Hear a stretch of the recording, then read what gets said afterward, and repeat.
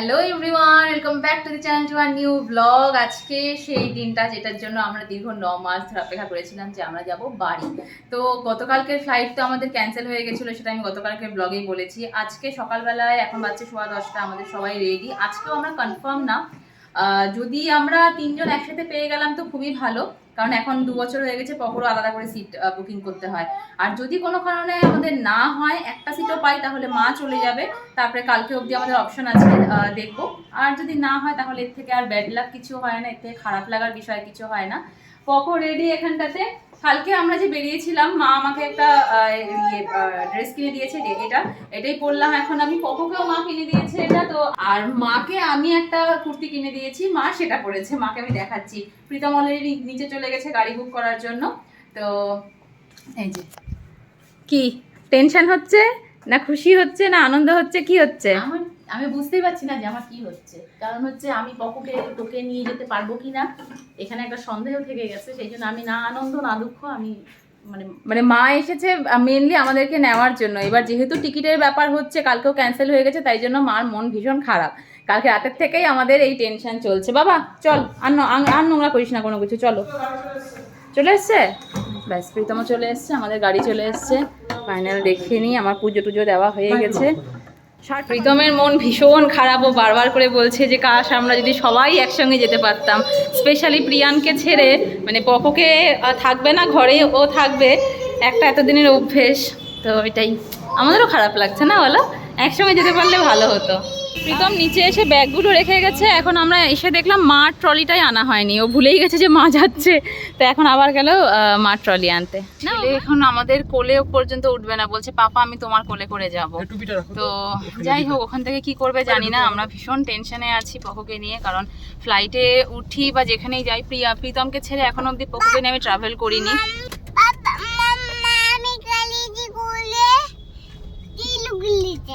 ও মা, আমি গাড়িতে করে শিলিগুড়ি যাচ্ছি। এটা কোথা থেকে জানলে? তুমি বলেছো? না, শিলিগুড়ি বলো কি ঘুরে ঘুরে?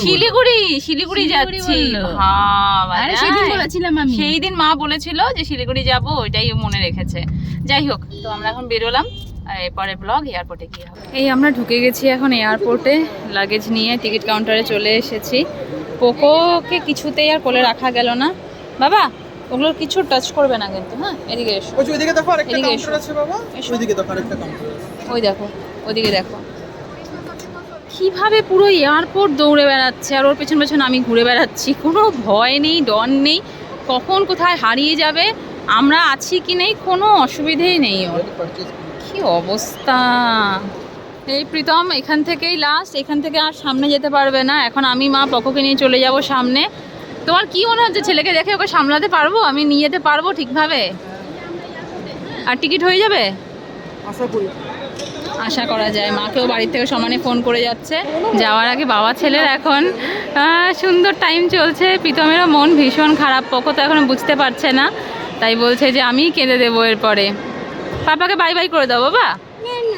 না না, বাই বাই করবে না, ও সব বোঝে। পাপা তোমাকে নিয়ে যাবে। আর এরকম করিস না, বাবার এমনি মন খারাপ কালকে থেকে। পাপা তোমাকে পরে নিয়ে যাবে, এখন আমি আর দিদি আর তোমাকে নিয়ে যাব, ঠিক আছে? পাপা এখন অফিসে যাবে, তারপর তোমার সাথে দেখা করতে আসবে। হ্যাঁ, পাপা তোমার জন্য মামাকে বলবে মামা আমাকে চকো দেবে, এখানে অনেক চকো দিয়ে দিয়েছে মা পাপা তোমার জন্য। ওই প্লেনের ভিতরে ঢুকে চকো, তুমি চকো খাবে, হ্যাঁ?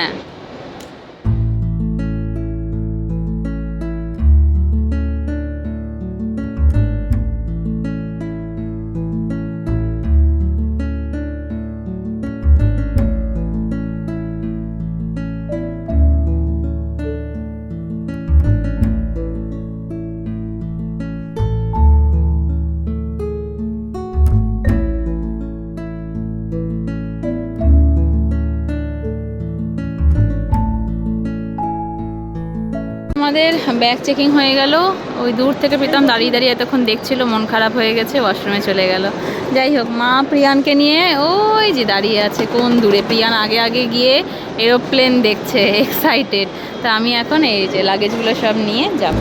বাড়ি যাওয়ার এত আনন্দ, কিন্তু এখান থেকে মানে এতগুলো দিন তো ছেড়ে যাওয়ার একটা মানে খারাপ লাগাও কাজ করছে। তার উপরে প্রিয়ান বারবার করে একই কথা বলে যাচ্ছে, বাবার ব্যাগ কোথায়, বাবা পাপা কুগিকে মানে ডগিকে দেখেছে এখানে একটা, বলছে পাপা ডগিকে নিয়ে আমাদের সাথে আসবে। তো ও যে ওই ওয়েটটা করে থাকবে, তারপরে দেখবে বাবা নেই, তো ওইটাই। যাই হোক, আনন্দটাও আছে সঙ্গে সঙ্গে। কি বাবা, কি বাবা, এরোপ্লেন, আরে বাবা এক্সাইটেড সামনে থেকে এত এরোপ্লেন দেখে। না, এখানে এত সামনে থেকে দেখে পোকো পুরো এক্সাইটেড হয়ে গেছে। এরোপ্লেন বাবা, খুশি। যাই হোক, এখন ভালো লাগছে, চলো বোর্ডিংয়ে চলো, বোর্ডিং এটা চলো, চল বাবা।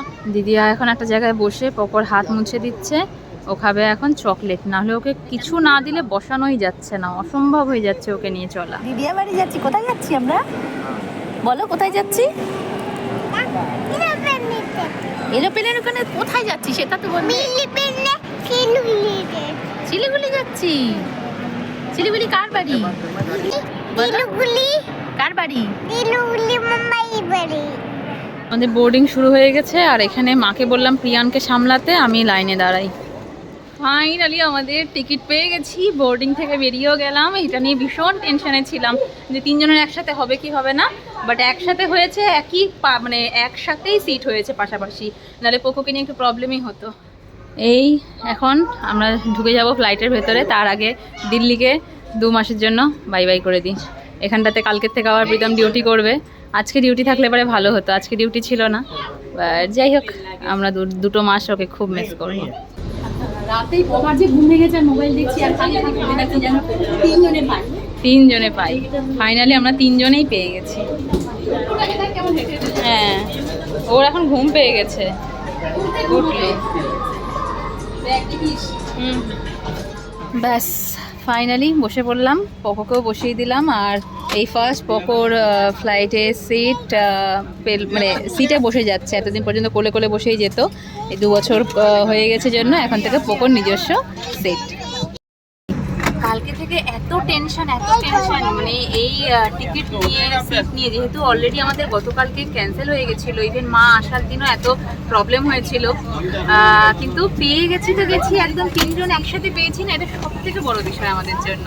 এখন ওখানটা তো সবাই, আজকে আমরা যেটা করবো, আজকে আমরা ডিরেক্ট নেমে শিলিগুড়ি যাবো না, কারণ এত লাগেজ হয়ে গেছে আমাদের, আর বাবা ওখান থেকে গাড়িও বলে দিয়েছে, তো আমাদের এয়ারপোর্টে গাড়ি রিসিভ করে নেবে। তো আমরা এখন যাবো প্রথমে ওদলাবাড়িতে, ওদলাবাড়িতে থেকে 3 দিন থেকে 9 তারিখে ওর হাতে খড়ি যাওয়ার, 8 তারিখে হাতে খড়ির আগের দিন আমরা শিলিগুড়ি চলে আসবো, তখন এসে শিলিগুড়িতে থাকবো। এখন 2 দিন প্রথমে ওদলাবাড়িতে গিয়ে লাগেজগুলো রাখার জন্য মেনলি যাবো। এই আমাদের 2টো ব্যাগ নিচে, বাড়ি থেকে মা যে সুজিটা বানিয়ে এনেছিল, এখন আমি মা পোকো 3 জনে মিলে সুজি খেলাম। খাওয়ার পরে পোকো এখন ঘুমিয়ে পড়েছে, আর মা বাইরে দেখেই যাচ্ছে। আমি থেকে একটু টেনশনে ছিলাম যে আমাদের যাওয়া হবে কি হবে না, কিন্তু এখন বলে যাই হোক ফ্লাইটে উঠে বসতে পেরেছি। কখনো তো ভীষণ দুষ্টুমি করেছে, পুরো এয়ারপোর্টে দৌড়াদৌড়ি, ওর পেছনে দৌড়াতে দৌড়াতে আমাদের অবস্থা খারাপ। এইবারে উঠে একদম ক্লান্ত হয়ে ঘুমিয়ে পড়েছে, একটু সুচি খেলাতে একটু ওর মার কোলে ঘুমিয়েছে।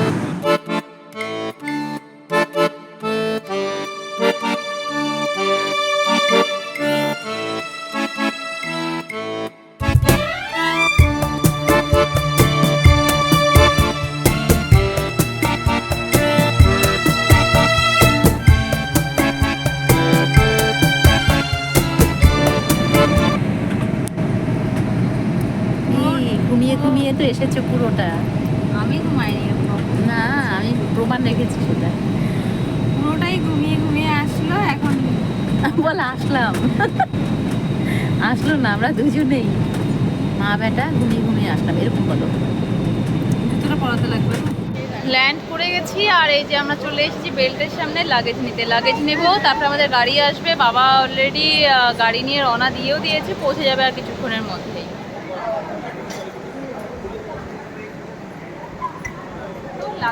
আমাদের লাগেজ এখানটাতে, আর আরেকজন কোথায় চলে গেছে, বেল্টের একদম ওই পাশে চলে গেছে। না ভয় আছে, না ডর আছে, না চেনা আছে, না জানা আছে, ওর কাউকে লাগে না, ও একা একাই চলে আসতে পারে। কিরে, হেই কি হলো? ওখানে সবাই তোমাদের জন্য ওয়েট করছি, তুমি এখানে কি করছো? তুমি বসে আছো, এখানটাতে বসার জায়গা না বাবা, চলো ওখানে সিট আছে, সিটে বসবে, চলো চলো চলো চলো সিটে গিয়ে বসবে, ওঠো। বাবার আসতে এত দেরি হচ্ছে দেখে আমি এখান থেকে অর্ডার করলাম একটা চিকেন ফিঙ্গার। প্রিয়ানের প্রচণ্ড খিদে পেয়ে গেছে। হ্যাঁ বাবা, তুমি চিকেন খাবে? এদিকে দিদিয়া ভিডিও করছে, এদিকে মাম্মা ভিডিও করছে, ওর ব্যাপার স্যাপারই আলাদা। তো ওয়েট করছি। এই চলে এসেছে চিকেন ফিঙ্গার। ফিশ ফিঙ্গার খেয়েছি কিন্তু চিকেন ফিঙ্গার, ফিশ ফিঙ্গার না চিকেন ফিঙ্গার। ফিশ ফিঙ্গার খেয়েছি, চিকেন ফিঙ্গার খাইনি, তাই এই চিকেন ফিঙ্গার নিলাম। এই যে বাবা চলে এসেছে,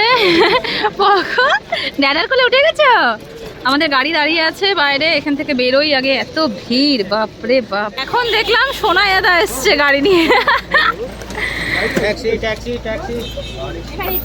হ্যাঁ, আর আমি বসে গেছি পেছনে, সোনা দাদা আর পোকো যে সামনে। পোকো একদম মানে চিনে গেছে, এবার আর কোনো তাল ফাল কিচ্ছু করলো না। আগের বার সোনা দাদার গাড়িতে ওঠার সময় কি কান্না, উঠবে না, ডামডিম গেলাম না তখন। বাবা কি সুন্দর ঠান্ডা হাওয়া। আমার ছেলের একদম মানে মাম্মার সমস্ত দোষগুণ দিয়ে ভরপুর। আমার এই এতগুলো বছর এই গাড়ির মধ্যে বমির প্রবলেমের জন্য বাবা মাকে মানে কত ইয়ে করতে হয়েছে, প্রবলেম ফেস করতে হয়েছে। এই যে পকো সে সেম কষ্টটা এখন পাচ্ছে। একবার বমি করেছে, জামা কাপড় সব খুলে দেওয়া হয়েছে, নতুন জামা পরিয়েছি, এখন আবার সেই প্লাস্টিক মুখের সামনে ধরে নিয়ে যাওয়া হচ্ছে, ওর খালি বমিই পাচ্ছে। আর এমন জ্যাম, মানে সেই কখন বেরিয়েছি, 1 ঘন্টা 1.5 ঘন্টা হয়ে গেল, আমরা চম্পাশাড়ি পার হতে পারিনি এখনো অবধি। শিলিগুড়ি করে ঢুকবো আর কি করে পাহাড় দিয়ে। পকো যদি ঘুমিয়ে পড়তো তাহলে অনেকটা ভালো ছিল। এই এতক্ষণে ভেগা সার্কেলের সামনে এসে মানে এসেছি, তখনই বাবা দেখছে কোথায় একটা বেলুন বিক্রি হচ্ছে। পকো বেলুন খুব ভালোবাসে, তাই এখন বাবা গেল বেলুন আনতে। মামায়ের তো অবস্থা খারাপ, খালি বমি করবে, যে প্লাস্টিকটা নিয়েই বসে আছি আমি। চালাবে বাবা গাড়ি? এই যে পকোর জন্য চলে এসেছে বেলুন। বাবা লাইট জ্বলছে, দেখো বাড়ি গিয়ে জ্বালাবো, এটা এখন সামনে রাখো না। কোন 2:30টার সময় আমরা মানে বাগডোগরাতে ঢুকে গেছি, আর এখন বাজছে 6টা। এখনো অবধি আমরা শিলিগুড়ি থেকে ওদলাবাড়ি যেতে পারিনি। দিল্লি থেকে শিলিগুড়ি চলে আসলাম আমরা 2 ঘন্টার মধ্যে, আর শিলিগুড়ির থেকে ওদলাবাড়ি আমাদের 5 ঘন্টা লাগছে। এই হচ্ছে বাজে অবস্থা। আমরা এখন নামলাম সেবকে, এত ট্রাফিক না, সেবকে এসে এখন বাবার মাথা টাথা ধরে গেছে, একটু চা খাবে। পকোকে নিয়ে সোনা দাদা গেল এই যে মাংকি দেখাতে। এই যে এখানে এসে আমি এবার দেখছি, এখন দেখে অবাক হয়ে যাচ্ছি, যে ছেলে কারো কোলে যেত না, এবার সবার কোলে একবারে যাচ্ছে। বেশ ভালো লাগছে আমার এটা। এরকম হলে পরে তো সুন্দর, মানে ওর আনন্দটা হবে। ঘোরানোর লোক প্রচুর, সমানে কোলে করে ঘুরে বেড়াচ্ছে। হ্যাঁ, এই আমাদের চা চলে এসেছে এখানটাতে। কোকো বসে বসে দেখবে আর আমরা বসে বসে খাবো। এই আমরা এখন চা খাওয়ার পরে আসলাম মোমো খেতে। মোমো খেয়ে তারপরে এখান থেকে সোজা বেরোবো বাড়ির জন্য। কি হলো, তোমাদের আর হচ্ছে না? এখানে এখন খাওয়া দাওয়া থেকে বিয়ের গল্পতে চলে গেল। কোলে নেবো, দাঁড়াও। এই ফাইনালি 6 ঘন্টার জার্নি করে এই আমাদের বাড়ি, দাদা দাঁড়ানো, পৌঁছে গেছি। কুম্ভকর্ণ আসবে, পুরো সোনাদার কোলে গিয়ে ঘুরলো। এখানে এসে যেটা প্রথম দেখলাম, আমাদের বাড়ির সামনে রাস্তাটা ঠিক করেছে, এত সুন্দর লাগছে। হ্যাঁ, টাইলসের রাস্তা হয়ে গেছে, এখনো কাজ চলছে, যারও টাইলস রাখা, ব্লকের রাস্তা হয়ে গেছে। যাই হোক, এই সেই পকোর বেলুন। যাই হোক, এখন বিধ্বস্ত, এখন ঢুকি ভেতরে। কতদিন পর বাড়িতে আসলাম গো। এই আমরা ঢুকতে পারিনি, শুনকাই চলে এসেছে। কটা বাজে এখন? 7:10 বাজে। আমরা এখন জাস্ট ঢুকলাম ঘরে। না বলে কেবল আসলাম আমি।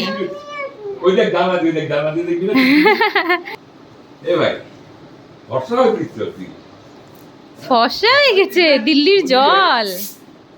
শ্রীজামানিও এসে গেছে, দেখ শ্রীজামানি দেখ। এই যে বাবা, এই শুনকিকে দেখেই চোখ বন্ধ করে দিল। লজ্জা নাকি কে জানে। শুনকির কাছে যাবে, দেখো 9 মাস পর।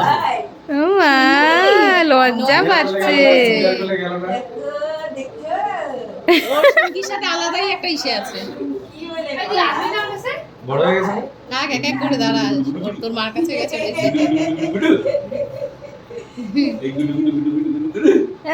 দেখো সরাচ্ছে শুনকির কোল আলাদাই না বাবা? ওখানে আসার সময় বলছি তো শুনকির কাছে যাবো না, বলে হ্যাঁ শুনকির কাছে হাম্বা যাবো, হাম্পা দেখবো। শুনকির বাড়ি এই যে আরেকজন এসেই শোকেস থেকে জিনিস খোঁজা বের করা শুরু করে দিয়েছে। আমি দেখবো না, তুমি কেন তুমি করছো? আমি তো বের করছি। ডাক বের করেছো? ও এটা কার ডাক? কেউ বুক বানিয়ে যাক। এটা ভগবানের ডাক? হ্যাঁ ভগবান কোথায় বাবা? কমা বুক বানিয়ে চলো। ভেতরে রেখে দাও, ডাককে ভেতরে রেখে দাও, ওটা ভগবানের ডাক, তো ভগবানকে ভেতরে রেখে দাও। এই যে অদ্ভুত দাদু কলা নিয়ে এসেছে। থ্যাংক ইউ বলেছো? Thank you. হয়ে গেল, তুমি খাবে এখন একটা কলা? খাবে? এসো তাহলে, এসো আমি খুলে দিচ্ছি, এসো। এই সারাদিন পর বাড়িতে এসে এখন এই ঘি দিয়ে ভাত দিয়ে আলু ভাজা, তার সাথে এইটা হচ্ছে স্পেশাল ডিম। অনেক দিন পর এই যে ডবল ডিমের যে কুসুমগুলো হয়, ডবল কুসুমের যে ডিমগুলো হয়, এগুলো বাবা এনেছে। এখানে নাকি বললে পরেই ওরা এরকম আলাদা করে দেয়। তো বহুদিন পর খাচ্ছি, সে ছোটোবেলায় খেয়েছিলাম। আর তার সাথে পাবদা মাছ। পোকোকে খাওয়ানো হয়ে গেছে, এখন বসে বসে আলু ভাজা খাচ্ছে ভাতু। আর এখন আমি করছি ডিনার।